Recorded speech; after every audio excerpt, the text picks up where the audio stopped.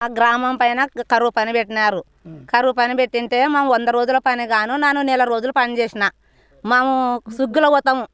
సుగ్గు పోయి వచ్చినాక పనికి ఎక్కనిక పోతే మీకు 100 రోజుల పని అయిపోయింది అని చెప్తున్నారు. మా ప్రజెంట్లు ఎవరు వేసుకున్నారు, ఆ ఆధారాలు వేసుకొని ఎవరు తిన్నారు మాకు తెలియడం లేదు. నీరు పోయిన సంవత్సరం ఈ పని ఇంకా మాకు కరువు పని చేసినాక కూలీలు తక్కువ పడుతున్నవి.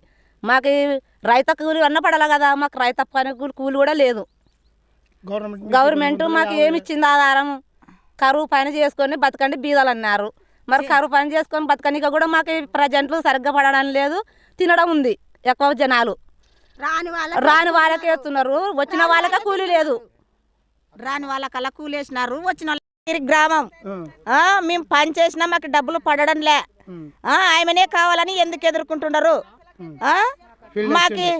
మాకు 100 రోజుల పని అని చెప్పి నెల చేసినా కానీ డబ్బులు పడడంలే.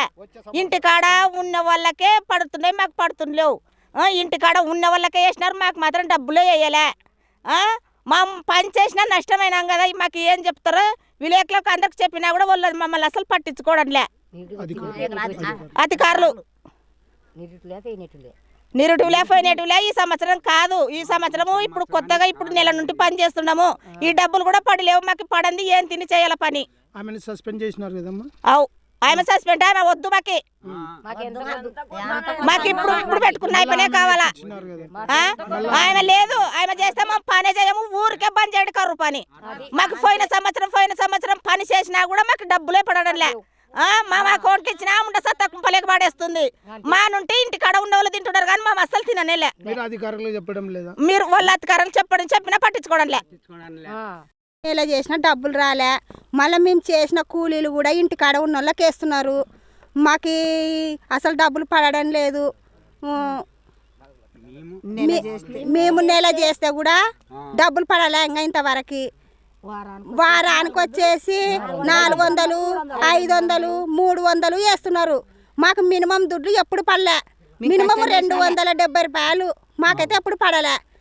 మళ్ళీ మేము చేసే పని కూడా ఇంటికాడ ఉన్న వాళ్ళకి వేస్తున్నారు. మళ్ళీ మేము అధికారులకు చెప్పినా ఎవరు పట్టించుకోవడం లేదు.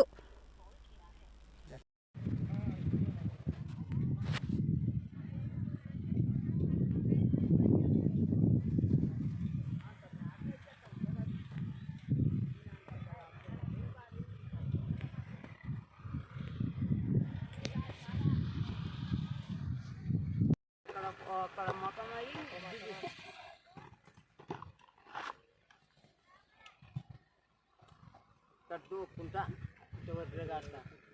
చూడాలా.